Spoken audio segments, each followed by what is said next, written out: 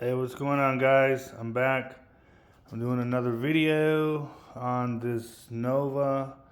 I'm changing upper ball joints that you see right here. This one to the left is the ball joint that had came with the tubular control arms I had purchased from Speedway some time ago, but I'm doing a lot of metal work, so I don't drive this car, every day or nothing. So anyway, here's the deal. This is a boot, ball joint boot that just disintegrated. You can see it split open and whatnot.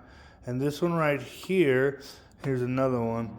This is a energy suspension bushing that I bought as a replacement because I got tired. This would be, I don't know, definitely the second time that these bushings right here had just disintegrated on their own. I thought it was kind of strange. I was like, man, I don't even drive the car, and I've changed ball joints before, and on older cars, and the boots would be worn out, but man, they were at least 20 years old, maybe even older. So that's understandable. But these are new, and like I said, I don't even drive the car daily because I'm still doing metal work to it. And they're just disintegrating. I had contacted Speedway, and they were gracious enough to send me another set. They actually sent me another ball joint kit, all four of them upper and lowers. So I just snatched the boots off of them and replaced them and put them back on mine, thinking, okay, well, it's solved. I don't know. Who knows? It's maybe, the things you tell yourself, well, they just, I don't know, disintegrated. I don't know what to really believe on that, but like I said, I slapped the new boots on thinking it was all good to go. And then, bam, here we are. And I'm like, my gosh, this is insane because, replacing a ball joint ain't a super big deal, but it's still, it's a good amount of little work you got to do, especially if you've already done it a few times. You're like, man, I don't want to keep crawling underneath here and doing the same thing repetitively over. So, like I said, I went and ordered a set of energy suspension bushings. Here's the part number on the upper ball joint bushing, and let me see here. Here's the actual part number for the kit itself. They give you two uppers, two lowers, and so yeah, they're way better quality bushing. I mean, you can't even compare them. This is just, even before it was all split like this, it was really flimsy. I knew it was questionable, but that's what I had, so I threw it in there. Anyway, so I went and purchased these, and they seem to be a lot better, but here's the trick. You think, well, I'll just slide the boot on and be good to go, but really what happens is this collar right here, you got to make sure that this boot is high enough in that collar, obviously, so that the grease stays, lubricating the ball. But since these are thicker, and this, sleeve around it is really tight on it, you got to make sure that you get this boot high enough up, and then pull the collar up as high as it will go, and then use the bolts to chase it and pull it down tight and keep this from sliding back down. Because if this slides back down, then it'll increase a crease on it, which, if there's a crease on the boot, after up and down, left and right, however many times it takes, in that area where it's being pressed on, where there's a crease, it will split right there eventually. So, like I said, make sure that if whoever's deciding, maybe you're tired of changing boots repetitively over, make sure that you slide this far enough up, and then take the castle nut off and drop it down into the spindle, and then hand tighten the castle nut just enough to where it's not letting the boot slide all the way down, and the spindle is kind of holding the boot in position. And then work this collar. Make sure you get long enough bolts, like 1.25 inches, even 1.5 inches is better. It'll make it easier to reach to get the nut to pull the collar back in place. But you got to keep an eye on making sure that this boot does not come out of place, because if it does, when you finally get done and you cinch it down, you're going, oh, there's a little, crease in the boot. It'll be fine. No, it won't. It'll split that bushing eventually, and then you'll be there doing it again. So, like I said, make sure that this boot is all the way up against the ball as far as you can, and then use long enough bolts. Once you have the spindle here, hold this up, tighten it down, this nut by hand, and it'll pull the ball joint down into the A-arm, keeping it, you know, from flopping around. And then this collar will be, you know, because you want to make sure that this is in the right place. You slide the collar up as far as you can get it, because you're not going to be able to push it all the way up against the bottom of the A-arm, because this boot is thick, so it's going to be preventing it from sliding all the way up. So that's why I say have a long enough bolt and evenly pull this collar back up into place while this boot stays inside this collar, because if and when you go to tighten this nut all the way down and you let the pressure down on that arm and you see any kind of, you know, crease, that means this boot isn't in there right, and it's going to split there. So I'm telling you, like I said, this is like some ridiculous stuff. They used to make, you know, everything was made better, but you know, this is an American-made ball joint that I had. I had two of them on another set of A-arms, the original ones when I rebuilt them. I had them and they were still good. They were still tight, and I was like, well, they're still good, so I'll keep them. And here's the thing. This boot here, I mean, this right here, let me see. I can't really, because I only got one hand. But I'm going to tell you the truth. This right here, I could grab this, and this is new junk.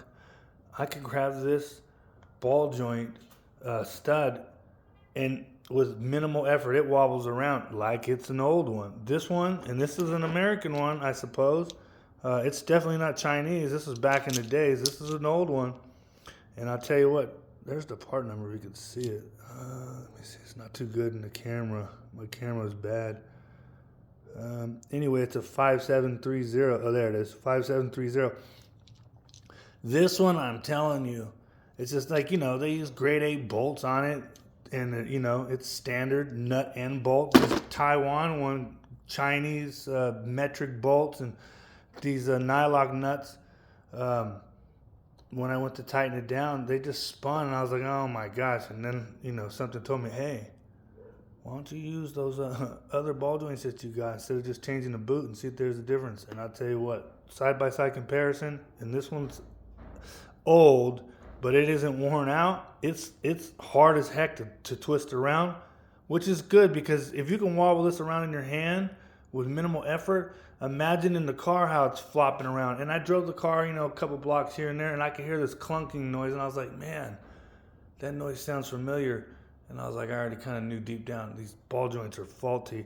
So that's what I was doing today. I still got to do this other one. And to show you, last video I did on this car, I was messing around with this deck filler panel. I had to just do the finish work on all the welds. The trunk lid's closed, so you can't see the inside. But anyway, where the trunk gutter is, where the seal goes, they're pretty flush so that the seal, you know, doesn't have any high spots when it's actually sitting in the gutter. It'll be fine. But here, I ended up just skim coating after knocking down the plug welds. I just skim coated them very little, hit them with like quick 320, and then etch primed the area, and then shot a high buildup primer on it. And then I was like, it's fine. And then I kind of got carried away with it and said, oh, no, I want to make it, you know, cleaner. So I ended up coming back another pass after doing the high buildup primer on it. I came through with some like glazing filler, just some real minute little filler on the, you know, once I put that primer on, you can see these other spots that just popped out, but that before didn't seem to be noticeable until I actually had it basically smooth, and I was like, oh, those little areas right there. So I just glazed those little areas, boom, it was done. And yeah, this deck filler panel came out good, as you can see. The lighting is not that great. Oh, here it is. You can see down in here, all where it's all welded in, it's all finished. Barely any filler, so I'm pleased with it.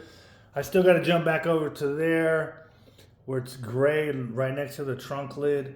I got to do some filler work just on the edge of that quarter panel where it's near the trunk lid, just so it matches. Because I've looked at other Novas online, and I'd look at this line here, and it looks good. And then kind of like right here, it gets kind of funky. So I didn't know if that was right or something was wrong. So I looked at other Novas, and I did see some that, you know, it's a picture we're looking at here, I'm looking at, so it's kind of hard to really tell, but I seen some that look, like I said, really kind of funky right here. And then, you know, I looked at mine. You can't really see in this camera, but, you know, it's not going to be perfect. It wasn't made perfect. So all you can do is when you're reassembling panels is try to make it as best as possible for yourself. You know, maybe if you care enough, you'll do that. If not, then you'll just accept good enough. And to me, it's good enough. It's good. It doesn't attract your eye to any, like, you know, really noticeable flaws. So in general, as a whole, once it's painted, there will be nothing really on the car that will draw your eye to it. Only I will know some of those spots, but I'm fine with it. But yeah, like I said, I'm just gonna do this other ball joint, and then I also ordered some other striker pins, solid striker pins. Dorman makes them, and I can't remember the part number offhand, but where are those guys? Anyway, I installed one on the driver's side, and I like that the pin is solid. It doesn't have that little collar on the striker pin itself, because those little collars eventually, as everything, wears out. And your door, when you go to close it, even if you replace the hinge pins, your door may be tight, but as the door's being held on by the latch on that pin, if it's got movement there, while the door is basically closed, it's going to have too much flex, movability in it, and it's going to start whooping on your door hinge pins. Maybe not immediately, but it will, because really in general you want to make sure that obviously your door pins are solid and your striker pin is solid, that's holding the door and the latch, so that the whole door as a unit is being held still. If you have any kind of movement here, it's going to start whooping on those pins you replaced, and I've already replaced them. Oh my gosh, I don't want to have to mess with it again. So anyway, I ordered those Dorman pins. Seemed like it was going to be good to go. Put them in, and I put one in, and it wouldn't let the door close, the door latch. It actually protruded past the door latch where it was hitting the back part of the door, where the latch assembly is actually in the door, it was hitting it. So I took a closer look at the picture that, you know, the advertisement that Dorman has for them, and when you look at the solid pin, it has the threads, and then it has a blank spot where the washer is supposed to sit, and then past that blank spot is the shank, you know, and there's no thread there. That's actually where the door latches to. Well, these pins that they're selling now, they're threaded all the way up to the shank, and they don't have that blank spot for the washer. So what's happening is you thread your washer onto the, you know, solid pin, and at the very end, as you keep trying to thread the washer up against the shank, there's like one thread left, and it won't allow, I mean, I could force it.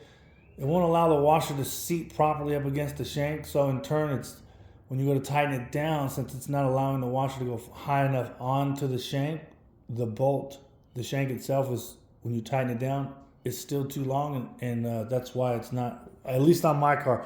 I seen, can't remember the dude's name on, he does a lot of Nova builds, and anyway, he changed the pins, and they seem to work for him fine. So I mean, lucky him, but for me, they're a little too long, and yeah, that's pretty much what I'm dealing with. So anyway, I just thought I'd make a quick video and share it with you guys. So anyway, eventually, pretty soon here, hopefully, I'll yank these front fenders off and change the outer cowls, because I got both of those. So that's kind of where I'm at in metal work. So I wanted to take a little break from doing metal work, and I figured I'd change, you know, get into trouble somewhere else with the car, mess with these ball joints. First it was just the boot, and then it, you know, always snowballs into something else. Luckily I had the other ball joints, so that's where I'm at. So just wanted to make another video and say thank you guys, and God bless. Take care. Later.